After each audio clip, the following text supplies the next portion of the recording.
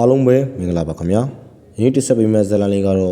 ့တောအုပ်ထဲကမင်းသမီးလေးနဲ့အရန်တော်တော့မဆိုးတို့ရဲ့အချစ်ဇာတ်လမ်းပဲဖြစ်ပါတယ်ခင်ဗျာတခါတော့ကမိုးမြော်တောင်တန်းတွေနဲ့စိမ့်လန်းဆိုပြီးတဲ့သစ်ပင်ကြီးတွေဝင်းရံထားတဲ့ဧကရီတောအုပ်လို့ခေါ်တဲ့ Nest Shine နဲ့တောအုပ်ကြီးတစ်ခုရှိခဲ့ပါတယ်အဲဒီတောအုပ်ကြီးရဲ့အလဲပုံးမှာတော့တာမန်မျက်စိနဲ့မမြင်နိုင်တဲ့ခန်းသားထည်ဝါတဲ့နန်းတော်ကြီးတစ်ခုတည်ရှိပါတယ်ထိုနန်းတော်ရဲ့တူးတဲ့တော့အရှင်သခင်ကတော့နတ်သမီးတစ်ပါးလိုလာပတဲ့တည့်ရစိမ့်နေနဲ့တူတဲ့စိမ့်မြရောင်မျက်လုံးပိုင်ရှင်မင်းသမီးဧကရီပဲဖြစ်ပါတယ်မင်းသမီးဧကရီဟာနန်းတော်ရဲ့အိဆက်ဆက်စည်းမျဉ်းတွေနဲ့လူလောကရဲ့လောဘတွေကိုစိတ်ကုန်နေခဲ့ပါတယ်ဒါကြောင့်သူဟာအချင်းတော်များများကိုနန်းတော်အပြင်ဘက်တောနယ်ထဲမှာရှိတဲ့တိရစ္ဆာန်လေးတွေနဲ့သာပျော်ရွှင်စွာကုန်ဆုံးနေရှိပါတယ်သူမရဲ့စိတ်တော်ကတစ်ပင်တွေလိုနူးညံ့ပြီးပန်းမွေးတွေလိုတိမ်မွေးလွန်းလာမှုတော်တိရစ္ဆာန်အားလုံးကသူ့ကိုချစ်ခင်ကြပါတယ်ဒီနေ့မှာတော့ဧကရီတောရဲ့အစွန်ဘက်မှာတော့ဒီဝါလို့ခေါ်တဲ့အရန်တော်တဲ့မော်ဆိုလူငယ်တူရှိပါတယ်ဒီဝါဟာလေဘီအတတ်ပညာမှာထိတ်တန်းကြွကျင်သူဖြစ်ပြီးသူ့ရဲ့လင်မြတ်မှုနဲ့တိကျမှုကတာရဲ့တိရစ္ဆာန်တွေကြားမှာကြော်ကြားပါတယ်သို့ပေမဲ့ဒီဝါဟာတားကောင်ကိုအသက်မူရန်ကြောင်းအတွက်သာဖန်နေရှိပြီးမလိုအပ်ပဲတပ်ပြတ်ခြင်းမျိုးလုံးဝမလုပ်ပါဘူးသူရဲ့နှလုံးသားကတမ်းမာပေမဲ့နူးညံ့မှုအပြည့်ရှိပါတယ်တရက်မှာဒီဝါဟာရှားပါတဲ့စစ်မြေမျိုးကိုရှာဖွေရင်းတောနယ်ထဲကိုပုံမနဲ့ဆိုင်စွာရောက်ရှိလာခဲ့ပါတယ်ဒုနေယာဟာမင်းသမီးဧကရီရဲ့ပိုင်နိုင်မည်ဖြစ်ပြီးတာမန်လူတွေမရောက်နိုင်တဲ့နေရာလည်းဖြစ်ပါတယ်။ပေါင်းပေါင်းစုံဖူးပွင့်နေတဲ့ရေတကွန်တစ်ခုအနားမှာဒီဝါဟာတေးတချင်းစီဆိုရင်ရေကစားနေတဲ့မင်းသမီးဧကရီကိုမမျောလင့်ပဲမြင်တွေ့လိုက်ရပါတယ်။ဒီဝါဟာသူ့ရဲ့မှုဆိုးဗီဇအရာချက်ချင်းပုံလိုက်ပေမဲ့ဧကရီရဲ့အလားကသူ့ကိုလုံးဝဆွဲဆောင်လိုက်ပါတော့တယ်။ဧကရီကတောအုပ်ရဲ့အလားပါဆုံးပန်းလေးတစ်ပွင့်လို့ပဲလို့သူတွေးလိုက်မိပါတယ်။ဒီဝါဟာငါးရက်တွေမှာလည်းအဲ့ဒီနေရာကိုပဲခဏပြန်ရောက်လာခဲ့ပါတယ်။ဒရိဆန်လေးတွေနဲ့ရင်းနှီးစွာစကားပြောနေတဲ့မင်းသမီးဧကရီကိုသူအဝေးကနေပဲတိတ်တိတ်လေးစောင့်ကြည့်နေခဲ့ပါတယ်။ဒီနေ့မှာတော့အမက်လက်ခွေးကြီးတစ်ကောင်ကဒဏ်ရာရနေတဲ့တမင်လေးတစ်ကောင်ကိုတိုက်ခတ်ဖို့ကြိုးစားနေတာကိုသူမြင်လိုက်ရပါတယ်။ဝီးဆိုတဲ့အတန်နဲ့တူမင်းသမီးဧကရီမတားဆီးခင်မှာပဲဒီဝါရဲ့အများကခွေးကြီးရဲ့ဘေးနာကမြေကြီးပေါ်ကိုတီးကြစွာထိမှန်သွားခဲ့ပါတယ်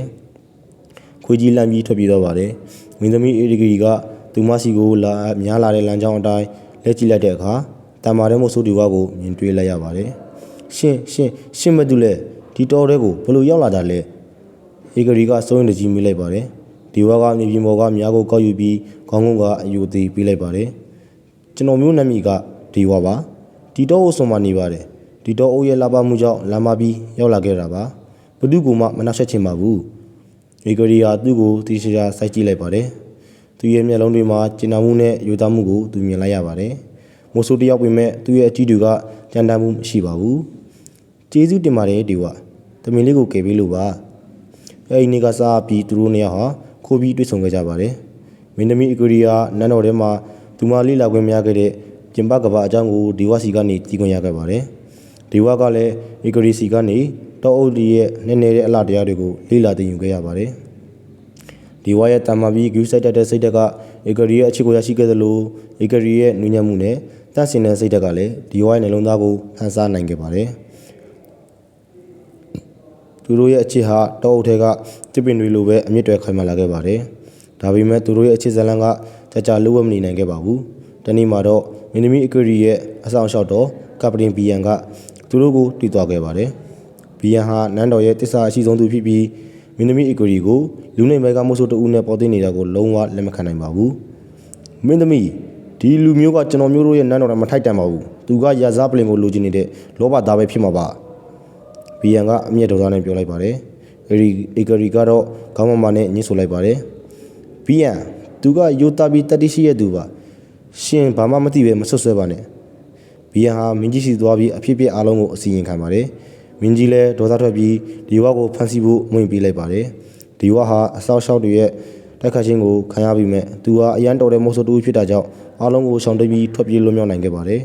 ဒါပေမဲ့ဧကရီကိုနန်းတော်ထဲမှာအခြေကျုပ်ချထားလိုက်ပါတော့တယ်မင်းသမီးဧကရီရဲ့အသက်ကိုဘေးကင်းအောင်မင်းကြီးကဧကရီကိုအင်အားကြီးမားတဲ့မြို့ပနိုင်ငံတစ်ခုရဲ့မင်းသားနဲ့အတင်းကျပ်ဆေးသက်ပေးဖို့ဆုံးဖြတ်လိုက်ပါတယ်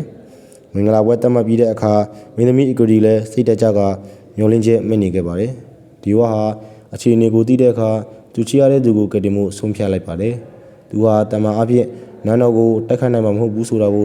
သိပါတယ်။ဒါပေမဲ့သူ့မှာနီလန်တစ်ခုရှိပါတယ်။ င်္ဂလာပွဲကျင်းပတဲ့နေ့နန်းတော်ရဲ့ပွဲတော်ခမ်းနားကြီးမှာ